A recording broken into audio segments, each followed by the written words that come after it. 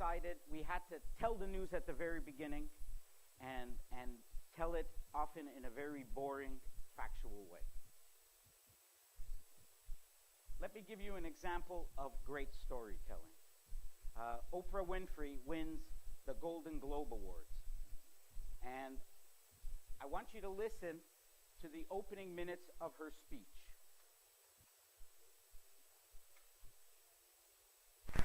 In 1964, I was a little girl sitting on the linoleum floor of my mother's house in Milwaukee, watching Anne Bancroft present the Oscar for Best Actor at the 36th Academy Awards. She opened the envelope and said 5 words that literally made history. The winner is Sidney Poitier. Up to the stage came the most elegant man I had ever seen. I remember his tie was white, and of course his skin was black, and I'd never seen a black man being celebrated like that.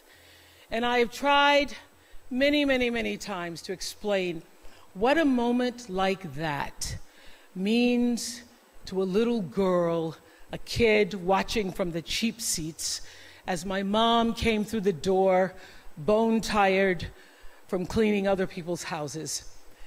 But all I can do is quote and say that the explanation in Sidney's performance in Lilies of the Field, amen, amen, amen, amen.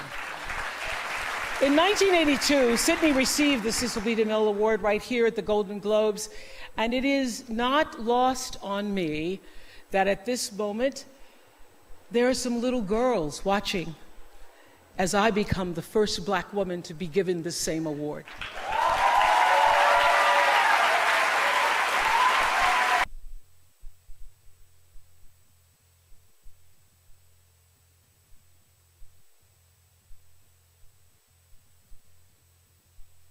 Hello? No, it's work? Okay. What made this such a good story? What did she do? She made it personal? What other things did she do? She painted a picture, right? She said a little girl sitting on a linoleum floor, right? She talked about her mother coming back from work, bone tired, right? She transported us all to that little room. Yeah? What else does she do? Human story. Yes, a human story, and also, as we'll talk about, a human story of journey. She starts off as a little poor girl watching Sidney Poitier, and by the end, she becomes the heroine for another little girl watching, right? So she takes us on a journey, right? So she does in 2-3 minutes, she weaves a magical, magical story. So what are some other elements of great storytelling for you? We talked about personal, we talked about human, we talked about painting a picture. Microphone here. Hello? Microphone? Hello? No, sorry. أعتقد الصدق والشغف I can't translate to in English. Passion and to be honest with the story you tell. Yeah, passion, being honest. Another. Using the 5 sensories, so you take the person with you on the journey, so he can hear and taste and. Excellent. We'll talk about the 5 senses later. Back there.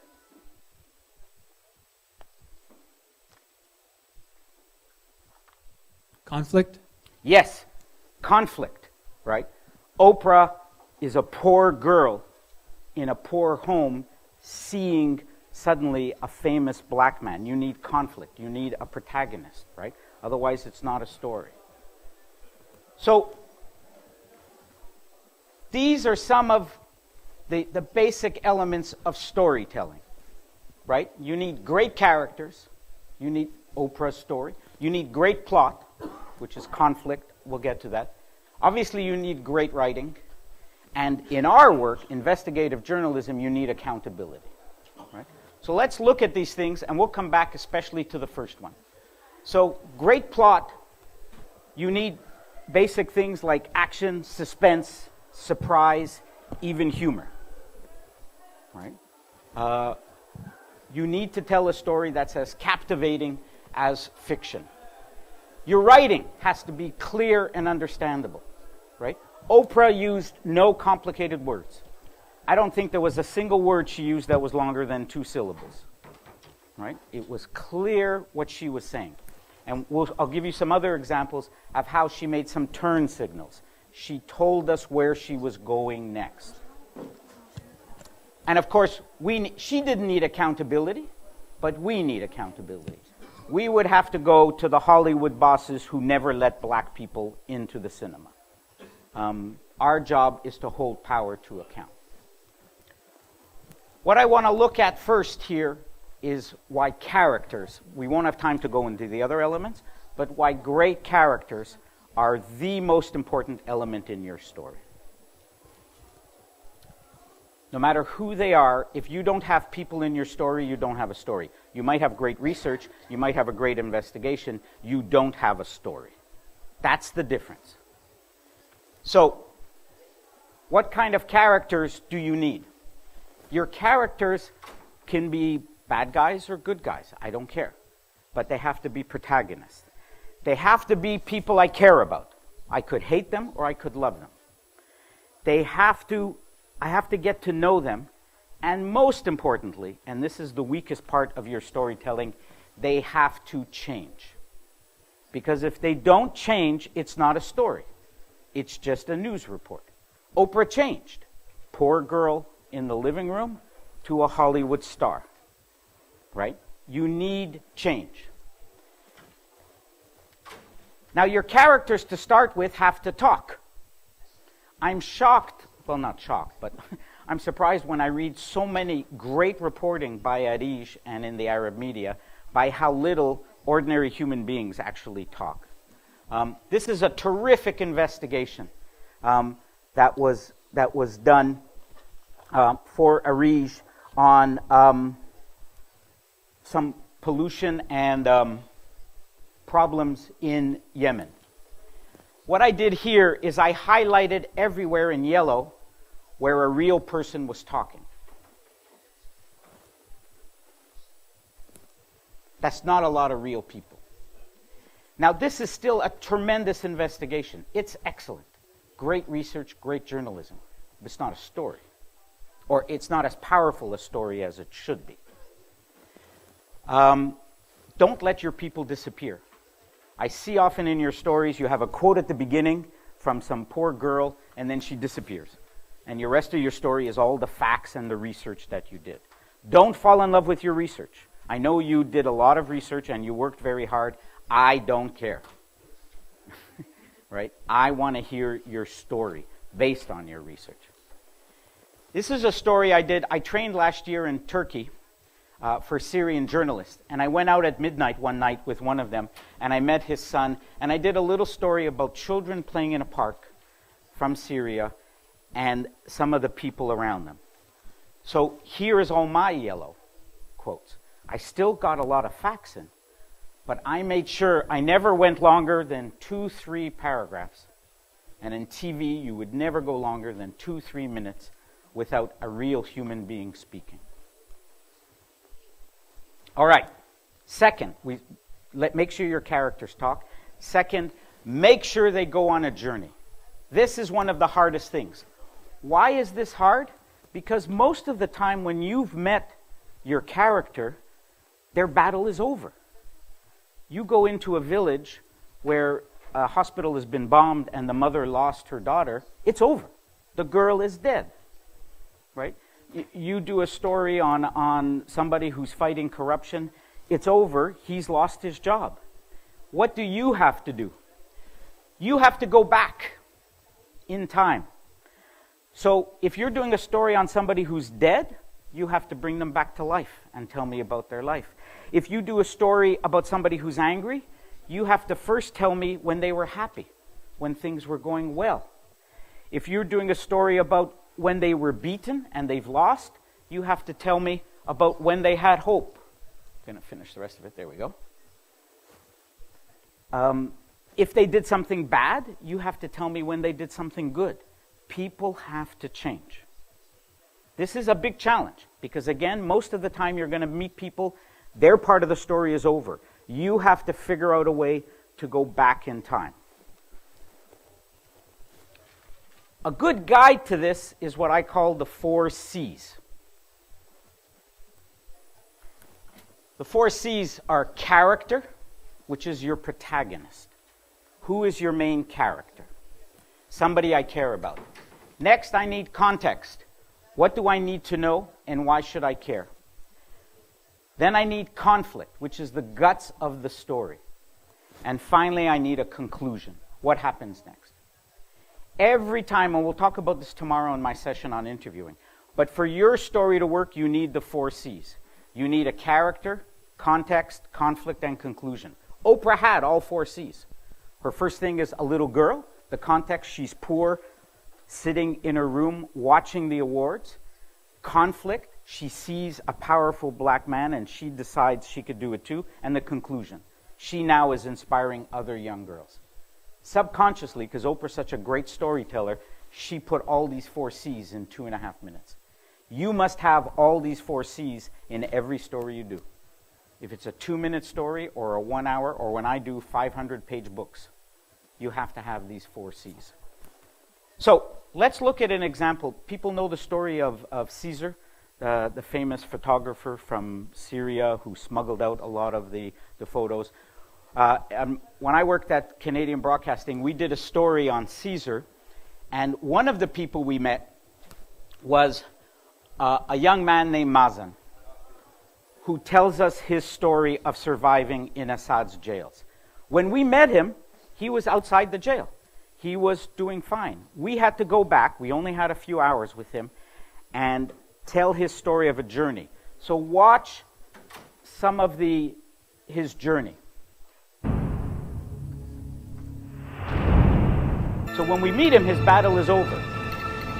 He's living in Europe and he's fine. Mazen al-Hamada eventually found refuge in the Netherlands. Today he channels his anger and his grief into building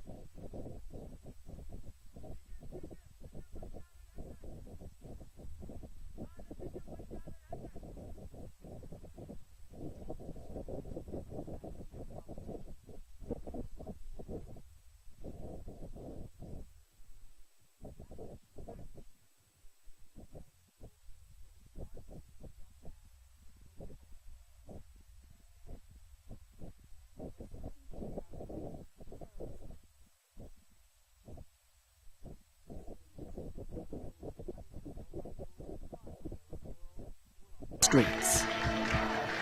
طبعا لنا شعور لا يوصف، احنا مراقبين الوضع من مصر ومن يعني لازم ينكسر القيد السجن السوري، لازم ينكسر هذا القبضة الحديدية بسوريا. Mazen was an assistant engineer at the time, working in Deir ez-Zor's oil fields. All things considered, he had a good life, a loving family, lots of friends.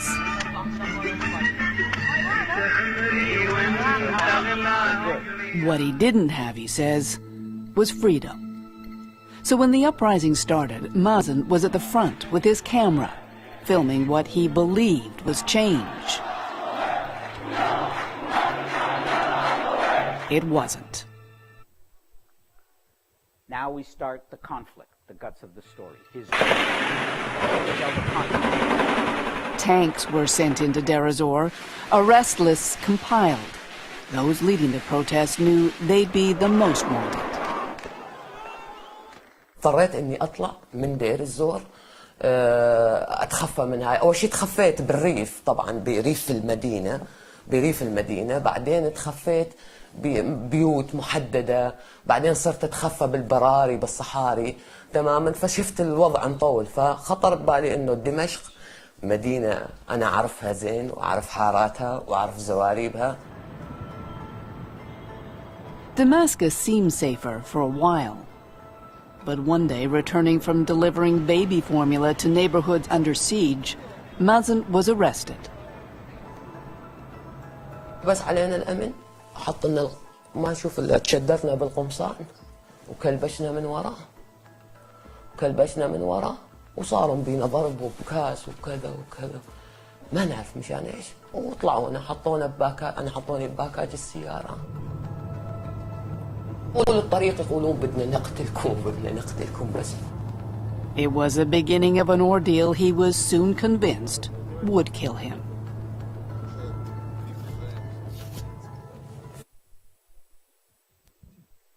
Now we're starting the journey. بس أول سؤال خطر ببالي إنه أنا وين؟ أسأل المعتقلين أنا وين؟ هن يقول أنت بالمخابرات الجوية بمطار المزة. Meza Airport, Air Force Intelligence, words that strike fear into every Syrian heart. Located in southwest Damascus, the detention center has a long reputation for extracting confessions. Mazen decided he had nothing to lose by telling the truth. وش قالوا لي بدك تعترف على قتل عناصر الجيش العربي السوري تماما على حمل سلاح. قال لي وش سؤال سألني قال لي شو نوع سلاحك قلت له كاميرا بكل وقت.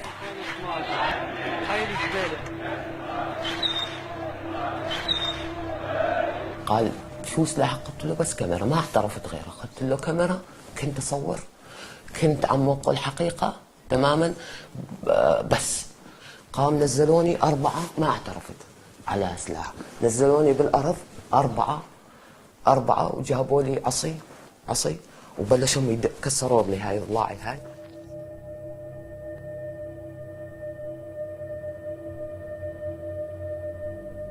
بعدين قلت له ما شلته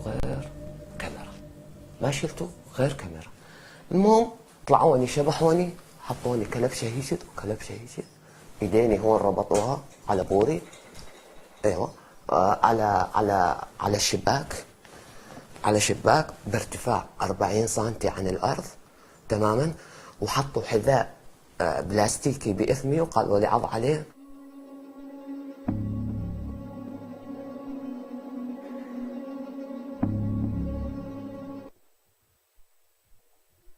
Okay, so when we met Mazen, as you saw, he was happy and he was leading the fight for democracy in Europe.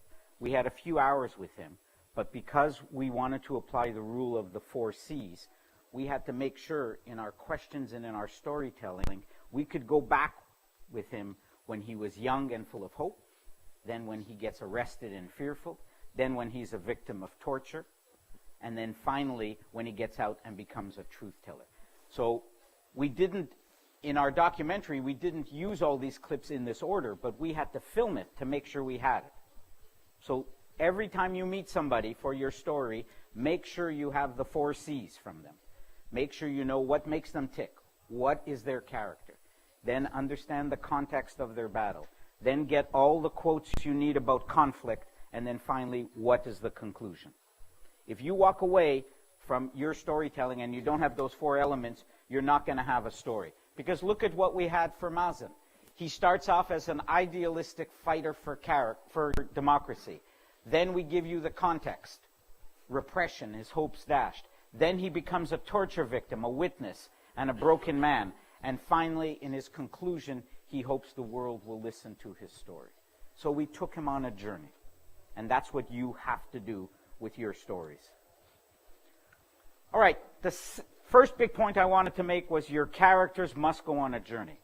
Second, your stories have to have a focus. This is very complicated, so it's important we understand. Somebody here, give me an example of a story you just worked on or a big story you're working on now. Somebody who's brave enough, give me an example of a big investigation or a story you just did. And tell me what the focus of the story was. Who's going to volunteer? Any story you were working on. Let's go. Okay. So what's your story and what was its focus? سبق وعملت أنا محمد من موريتانيا سبق وعملت فيلم وثائقي استقصائي عن منطقة في موريتانيا تعاني من غياب الخدمات الصحية، غياب الماء، العزلة. بدأت هذه القصة بخيط ناظم، هو أنني أول مرة أتي لهذه المنطقة، قرأت عنها شفت عنها لكن لم أتها، بالتالي كل بحثي عن الطريق كان هو بداية القصة لأكتشف جانب من حياة هؤلاء، حتى أني أخذت دليلا وضيعني في الفيافي، عدت أدراجي وأخذت دليل ثانيا ووصلت الطريق لأكتشف هو الموجود على الإنترنت. Okay, so what would you say is the focus, the point of your story? يعني هو تحقيق أو الوثائقي لم يكن أصلا من خطة، يعني لم أطرح له خطة، يعني نقطة تركيز معينة، لأنني أحيانا عندما تكون لدي فكرة أريد أن أنتجها أو قصة وأقطعها في ذهني فنيا، عندما أتي الميدان أتفاجأ بأشياء أخرى، ألغي ما كنت ربما سأنجز لأني أتفاجأ ببعض النقاط. كانت نقطة التركيز هي على حياة هؤلاء، يعني طبيعة قساوة حياة هؤلاء في البدو والعزلة وغياب الخدمات الصحية وغيرها. هذه كلها نقاط تركيز بالنسبة لي، لا توجد نقطة واحدة أساسا. Okay. So we had one focus was the difficult life of Bedouin in a region. تمام. مرحبا. أنا أعددت تحقيقا حول العملات المقلدة في قطاع غزة. يعني هناك عملات مقلدة تخدع المواطنين وأيضا حتى مكاتب صرافة. وكنت أركز، طبعا أنا الضحية واضحة بالنسبة لي، كنت أبحث نقطة التركيز على الفاعل، من الذي يهرب أو يصنع أو يأتي بهذه العملات المقلدة. هذه هي نقطة التركيز، هذا هو الفاعل الذي أبحث عنه، لأن الضحية موجودة والفعل موجود. الفعل هو التهريب أو تصنيع هذه العملات المقلدة. من الفاعل؟ وهو ما توصلنا إليه، وكان هناك متهمون يحملون صفة عسكرية، وكان هناك أيضا أفراد يقومون بتهريب وتصنيع هذه العملات.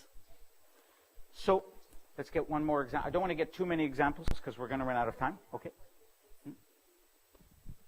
It's not an example. I just want to ask Muhammad from Mauritania, would you say that his story is about marginalization and neglect, or a choice of solitary living?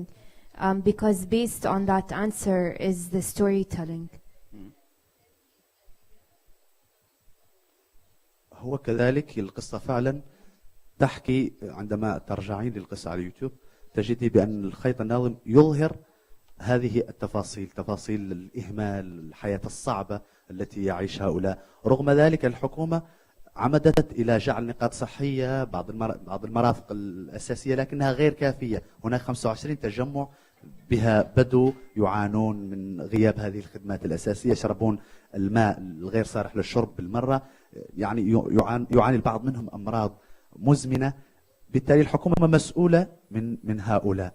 عندما أتيت للتجمع الذي أنشأت الحكومة صورته، لم أجد أي مسؤول أتكلم معه، يعني أنا أظهرت هذا الجانب في هذه القصة. Let me interrupt you there because we're getting to the crux of what focus is about. When people come to me, when I was running an investigative unit, when journalists like you come to me and they say, I have a story, there's not healthcare in this region in Mauritania, or there's fake currency in Gaza, the first thing I usually say is, that's interesting, but what you gave me was a noun, right? You gave me a subject. That's not a story.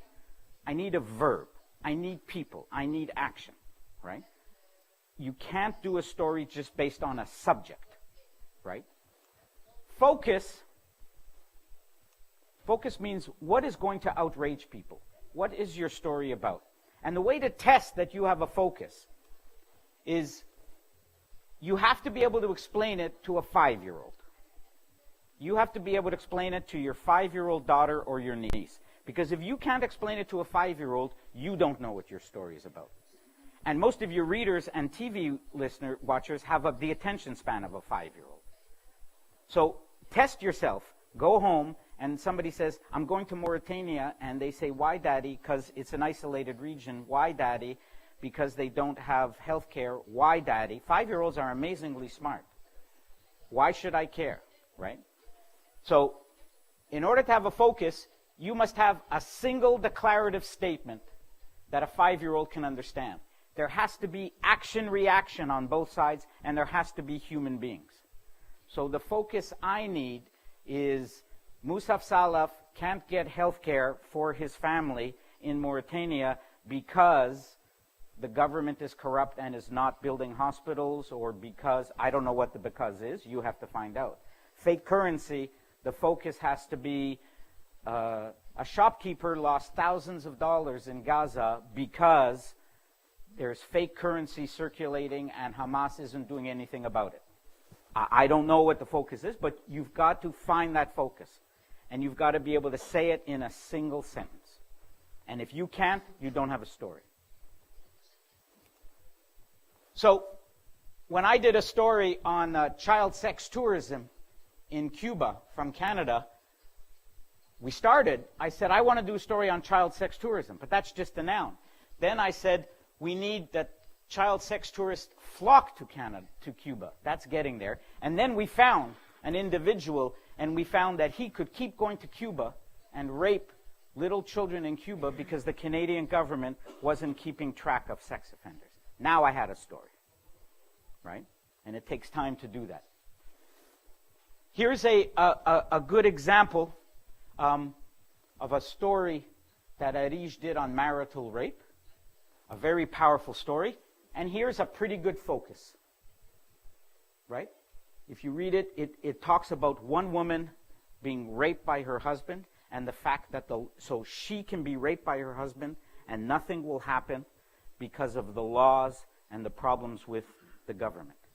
That's the beginning of a focus. This is a very good story on cheating in universities. And again, it's a little confusing, but it's the beginning of a focus, and you see it here. This is the focus of the story, why I should care. And we'll come back to this because this is also what we often call the nut graph, the key graph in your story that explains why I should care. I think it should be simpler. This is a little too long, but you still get, this is why I should care about the story and what the story is about. Okay? We usually spend longer on focus, but is it basically clear? Just keep in mind, if you can't explain your story to a 5-year-old, you don't have a story. Okay. You've found your character. You've plotted her journey. You've got the 4 C's. You've got the focus. Now you start writing, and then you really blow it because you do boring, bad writing full of journalism instead of storytelling. So how do you change that? Well, let's look at some of the things. She pointed out the 5 senses. So let's look at that. So a couple of things. You don't want to tell, you want to show. This is examples of telling. They were outraged. They were angry. That's just telling me. You have to show me why they were angry. So we talked about the 5 senses, right? Oprah is terrific because she took me into her small room. You have to try to have at least 3 or 4 of these senses in your story. Here's a good example, an ARIJ story, and it just starts with a young frightened woman, and it just says drops of sweat are going down her face, right? It's just 1 or 2 of the senses, but it's a beautiful description. This is a story as well where it talks about poverty, and it just has great words where it talks about ragged chairs, torn wallpaper, right? It takes me physically to where it is. Instead of saying, he is a very poor family, it gives me photographs, right? Your words have to take pictures. This is a beautiful story about pollution because look at the lead sentence here. Instead of saying a poor man is being killed by his factory, he talks about a father trying not to cough in order to not wake up his children, right? So again, it's an example of taking me to a specific place, okay? The second important trick is turn signals. I'm very confused by most articles I read, but I find often in the when people write, you suddenly move to a direction and I don't know where you're going. It's very important. I ride a motorcycle. I cycle a lot. I drive my car. You have to give turn signals. I know in the Arab world nobody gives turn signals when you're driving in the car, so why should you when you're writing stories? But at least when you're writing stories, please give turn signals. So there can be all kinds of ways you can give turn signals. You could say, in addition, or another problem. You add. Another example would be you could change place or position. Meanwhile, back in Mauritania. Meanwhile, back at the government office. You could do timing transitions. This is a simple way that was done for a story where you just have headlines, little subheadlines. It's a very primitive way of doing it, but it works. In the story I wrote about these little kids, obviously I started with the little kids, but I wanted to make two important points. I wanted to talk about the bravery of the journalist I was training and the horrors of the war. So halfway through the story, I talk about the children playing at midnight, and look at the turn I use. In between the laughter and the occasional bike collision, the echoes of a brutal 6-year conflict never seem far away. That's a turn. I just told you about children, little Syrian refugees playing in a park, and then I say, but in between the laughter, the stories of the war are not far away, and then I go and talk about the mothers. A turn signal, but it's much more subtle. Then when I finish with that, and I want to talk about my friend Joal, he's talking about his son, and then I say, when he's not taking care of his son, Muna works in a cramped second-floor office as an editor-in-chief of one of the opposition newspapers. It's a simple transition. He's a father, and then suddenly I say, but he's also a brave Syrian journalist, and the rest of the story will talk about him being a brave Syrian journalist. But you need those turn signals so the reader or the TV viewer knows where you're going.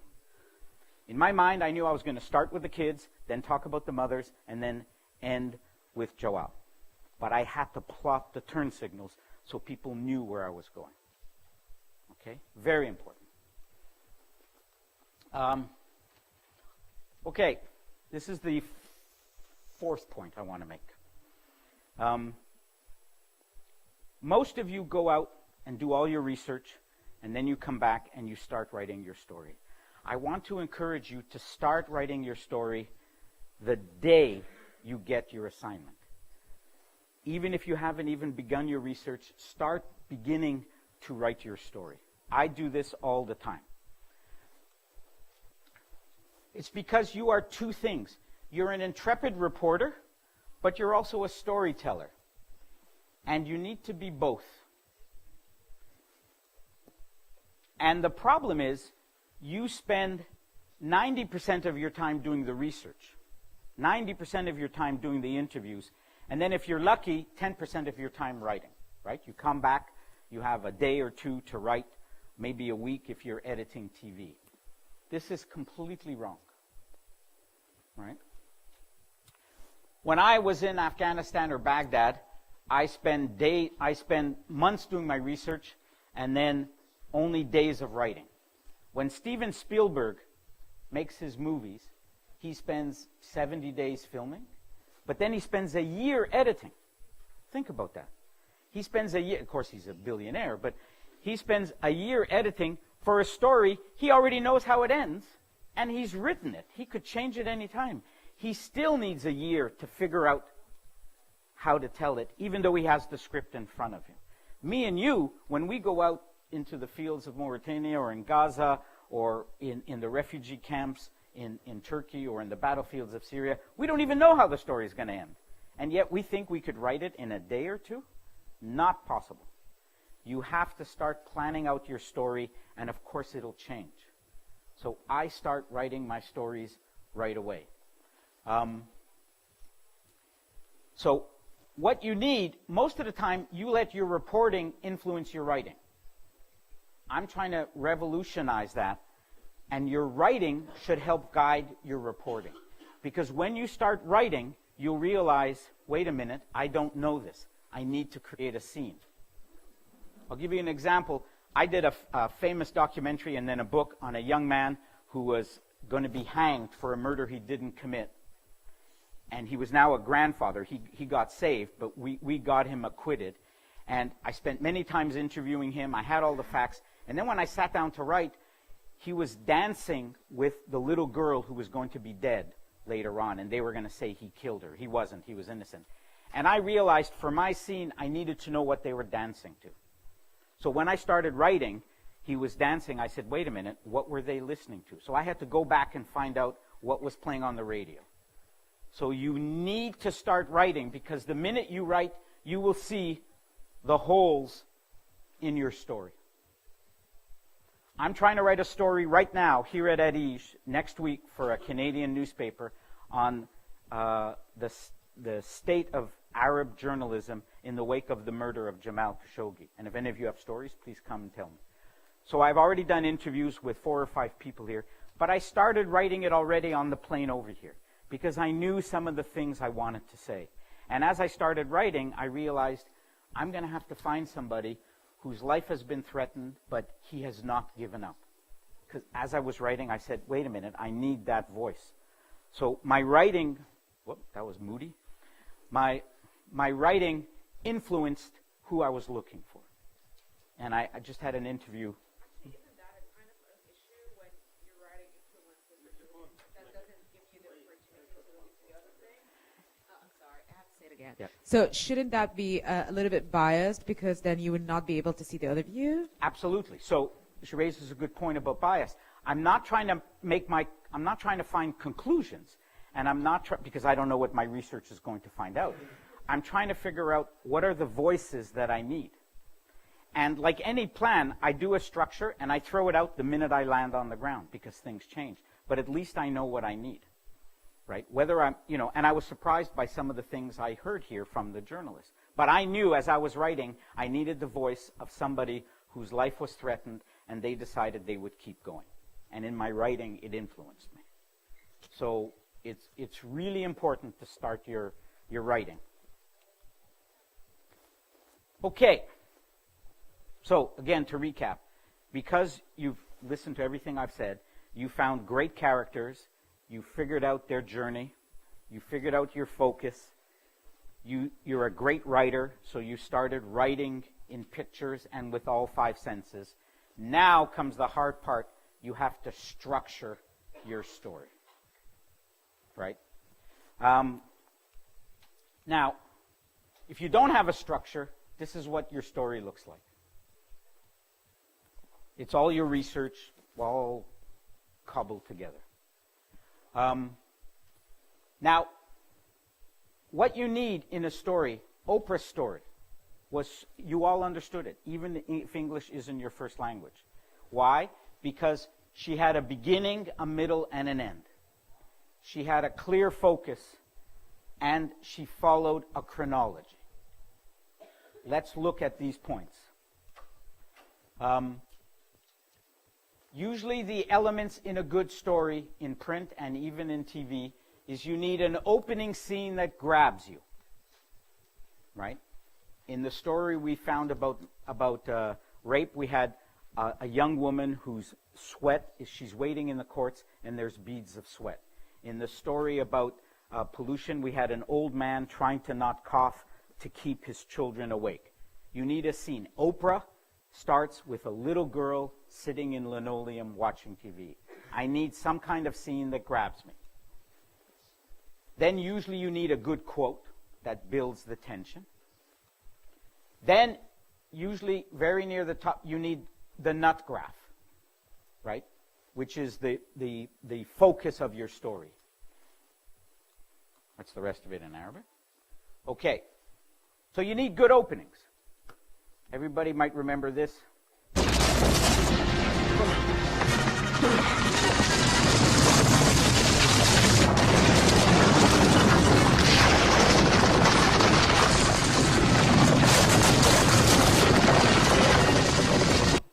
That has nothing to do with the rest of the movie, right? In Raiders of the Lost Ark. but it's a great opening. This is an opening line in my book, one of the books I did on the Hells Angels. So the opening scene is, they had not planned on beheading her. Right? So right away you want to say, whoa, who got beheaded, who killed her, and the fact that it wasn't planned. Because I wanted to take you into the violence of organized crime and the bikers. When I did a book on child pornography, my opening scene was, the cage was not big. And I tell you a little story of a little girl who's naked, who's in a cage. Somebody's going to spend money to buy my book and read 400 pages. I need to grab them right at the beginning. Right? So your opening scene is really important. Then you need your nut graph. Right? Tell me what the story's about, why I should care. It's the focus of your story. We did a big investigation, the Paradise Papers, like the Panama Papers, with the ICIJ. We exposed a close friend of our Prime Minister, Trudeau. We did thousands of pages, hours of television. But we had a nut graph. Right here, after everything we said, an investigation showed that key players were linked to an offshore account. This is why you should care. So, structure is often compared, it's often called the whale, because it looks like a whale. Where you start with an exciting scene, you give your focus, and then you build towards a climax. I actually prefer something that looks like a heart attack. So, you meet your opening character. Oprah, a little girl in a courtroom. You then give me the context. Here's what you need to know to tell the rest of the story. It's your nut graph. Then you build your conflict. Slowly, slowly, slowly, until you get to a climax. And then you have a denouement. Okay? Almost every story has to follow this. I've never known you could cheat a bit, but almost every story has to follow this. And in doing this, chronology is a harsh mistress. Once you start telling the story, you have to stick with the chronology. You could start in an exciting way, but then you have to back up and you have to stick to the chronology. It's a great guide. So if you're doing fake currency in Yemen or lack of health in Mauritania, once you start your story, you have to stick to your chronology. That's how we tell stories. What did Oprah do? Right? She started with a great scene, and then she told the chronology. She's at home, her mother comes to work, she watches TV, Sidney Poitier wins, and now she's a star. Perfect chronology. She doesn't jump ahead, she doesn't jump back. Now, remember, your characters have to go on a journey, right? Remember we talked about that? So when you put it all together, look at what we did with, well, let me go back. Look at what we did with Mazen, right? When Mazen, you first met him, the opening scene was him being an activist, but then you wanted to know what happened to him, and we told his story chronologically, his torture. What I didn't show you was the clip about his release, and then, which was the climax. He escapes from Assad, and then the denouement, where he's now trying to tell the world of his story. So this is the structure you must follow. One final point is, you notice the climax has to be near the end of your story.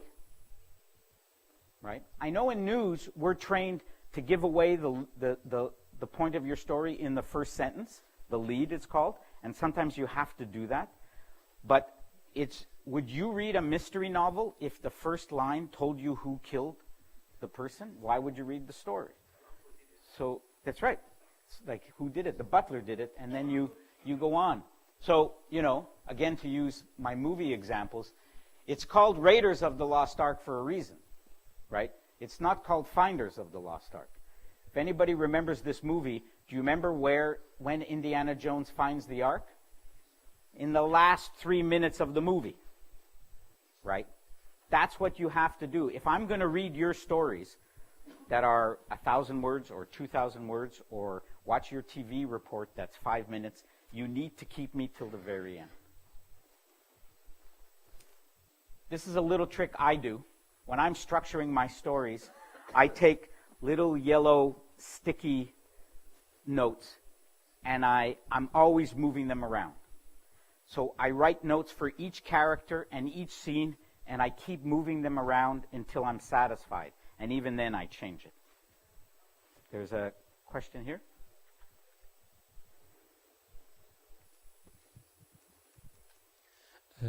حضرتك تحدثت عن التسلسل الزمني. التسلسل الزمني لو انا شغال على تحقيق او بعمل تحقيق صحفي في اكتر من ضحيه، اساس التحقيق ملوش علاقه بالضحايا ماتوا امتى وفين. هو يعني انا مثلا كنت بعمل تحقيق عن تخاذل وزاره الصحه المصريه عن توفير امصار للعقارب والتعابين في الوحدات الصحيه في قرى المحافظات البعيده. انا كان معايا ضحايا في التحقيق، وهل يشترط، هل التسلسل الزمني معناه ان انا اسرد الضحايا بترتيب وفاتهم؟ يعني هل شرط عليا ان انا ابدا التحقيق بضحيه مثلا، سواء هبدا بشكل تنازلي او بشكل تصاعدي؟ هل ده شرط في التحقيق ولا لا؟ حاجه تانية فيما يخص الذروه، يعني تحقيق زي دوت ايه شكل الذروه اللي ممكن تكون فيه؟ يعني انا بسرد كل ضحيه على حده، وبحاول يعني كل ضحيه بسردها، وبعد كده بخش في تفاصيل القصه بعد كده، ايه اللي المفروض يتم، سواء اطباء متخصصين بيتكلموا او وزاره الصحه عملت ايه في السنوات اللي فاتت او كده. ايه شكل الذروه اللي ممكن تكون في تحقيق زي ده؟ Excellent question. Obviously, I was simplifying things to bring it down, but when we did a story on Mazen, we had 3-4 different stories about different Syrians trying to smuggle out the truth. When I wrote my book on the Hells Angels, I had maybe 20 stories in 5 different countries about organized crime and their victims. The best structure is if you could take all your victims, all your people, and weave their story chronologically, so that you keep going back and forth, and it leads to a climax when there's finally justice for some, but maybe not for others. So in our colleague's case about Mauritania, if you could go there, and at the very beginning I meet 2-3 people, you tell me their stories, maybe one gets help, but somebody else, their daughter dies, and the third one fights for justice, and then the government falls because of his great investigation. I mean, I'm making it up, but the best way is to weave it. Sometimes if you can't weave it, you have to tell different stories chronologically. But you do the turn signal. You tell me one story, and then you could say, it didn't turn out so well for another family, and then you tell me their story. So you could try that technique. But overall, your story has to still fit in a chronology. You have to start at the beginning, go to the middle, and go to the end. This is so important. We have... just to summarize, these are the big points we discussed. I want to leave some time for questions. Tomorrow, I'm going to do a much longer session on interviewing, but we'll talk about some of these same issues, the 4 C's. And here's where you can get copies of my presentation on my website, at the IRE tip sheet, and I think ARIJ is going to put this presentation up on its tip sheets. I also have cards here if people want to come. And this is how you can keep in touch with me. We've got a few more minutes if people have to go or get ready for supper, but let's take some questions and some discussion on storytelling.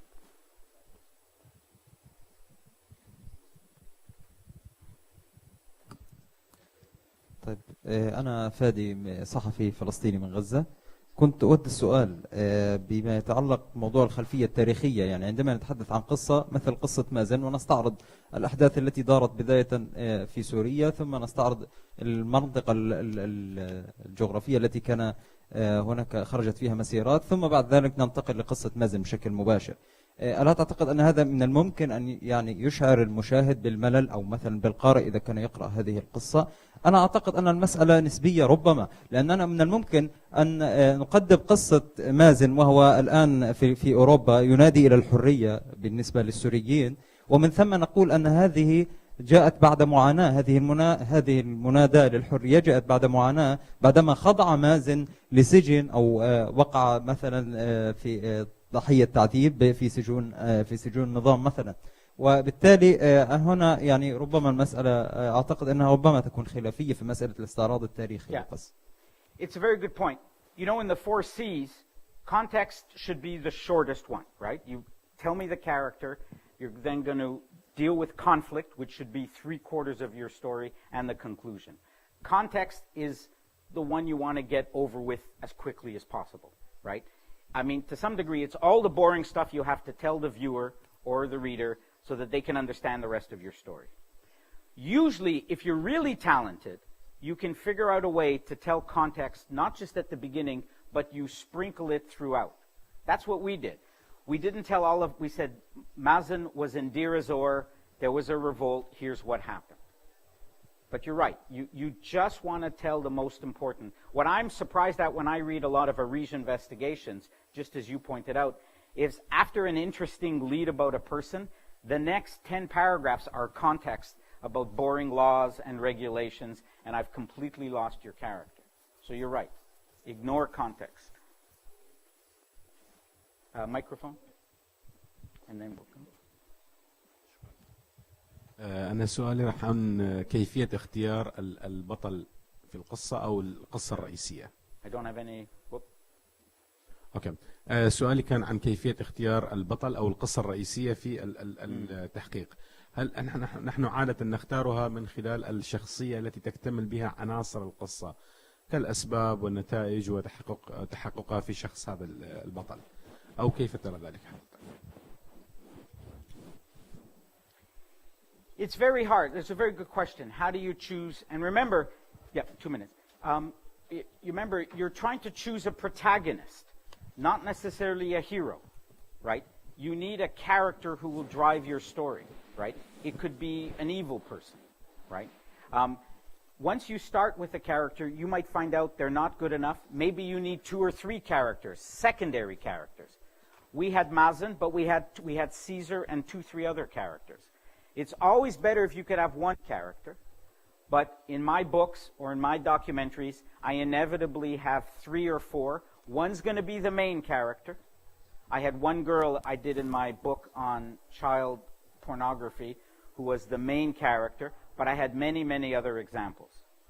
So you need 1 main weaving story. We have time maybe for 2 more questions. There was a gentleman there, and then this gentleman here.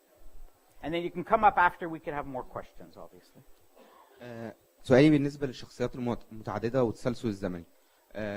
بالنسبة لنسج مجموعة الشخصيات مع بعضها في التسلسل الزمني حتى الوصول لمرحلة الذروة، ده ممكن يبقى واضح للمشاهد على مستوى القصة المصورة أو التلفزيونية. لكن في القصص النصوص المكتوبة ده ممكن يعمل نوع من أنواع التشويش للقارئ ويعمل له فصل أثناء قراءته إن هو أو يتوه مني وهو بيقرأ، لأن أنا هبدأ أنسج 4 شخصيات في وقت واحد لحد ما أوصل للذروة أو أيا كان العدد يعني. Yeah, no, I actually think print in many ways is easier. I mean, I've spent most of my life doing documentaries, but also writing books. And I find in print, you have a lot more tricks you could use. You could have different chapters or different sections for each character. You could have sidebars. You could have, the one thing television, I love television, it's my main field, but the one thing television has never been able to invent is the parenthesis, right? You just can't do it in television, right? I mean, you could pop up and say, read more on our website, right? But but in print, you could bring back a character that you haven't talked about, and you could say, remember him? He is, so it's very easy in print. I think it can be done. One of the things I use as turn signals is to remind people of a character. If I haven't talked about a character in a page or 2, I say, and remember the doctor who was trying to help the people in Mauritania, right? And you just remind people. So print can be done. We had one more. Actually, I'm going to cheat and ask this woman instead because we should favor. Yeah, I'll come to you too, but I want a female voice. Yeah, I just want her to have a chance. نادية من الجزائر. عندي سؤال، أيهما في رأيك أنجح؟ أنك تكون عندك نعم تمام Okay. ولا أوكي. أيهما القصة الأنجح؟ أن يكون عندك شخصية كمازن وتبني عليها الفيلم، أم أنك تفكر في مثلا فكرة ما هو واقع الصحافة العربية بعد الخشقجي الله يرحمه، وتبحث عن شهادات لتبني عليها الفيلم؟ هذا هو السؤال.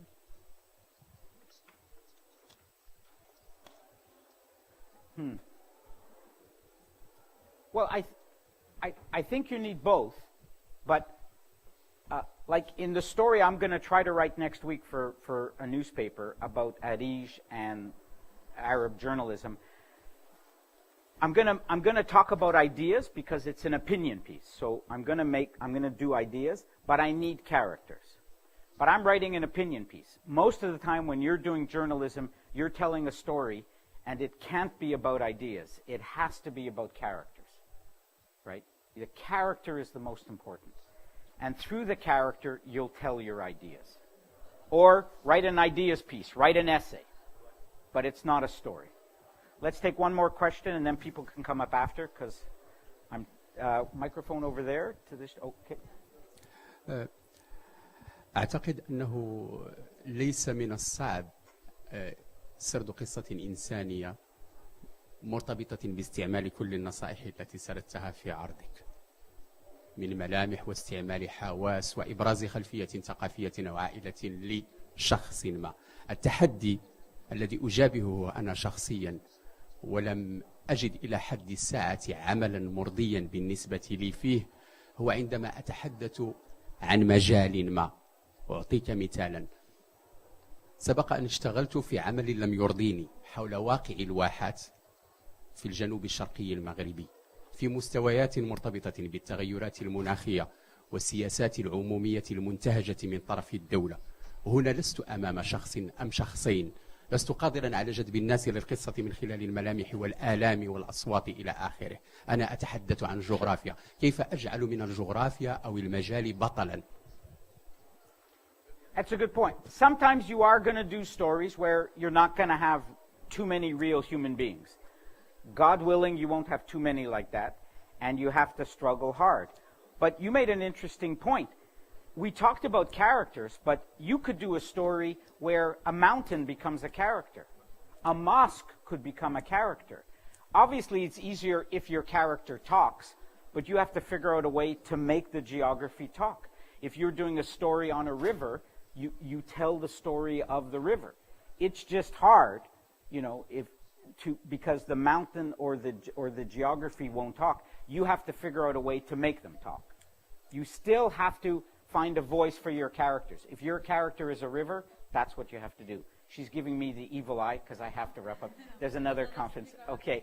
So I'm here for tomorrow's session. Come. I have some cards here, and come up and talk, but we just have to leave the room. Shukran.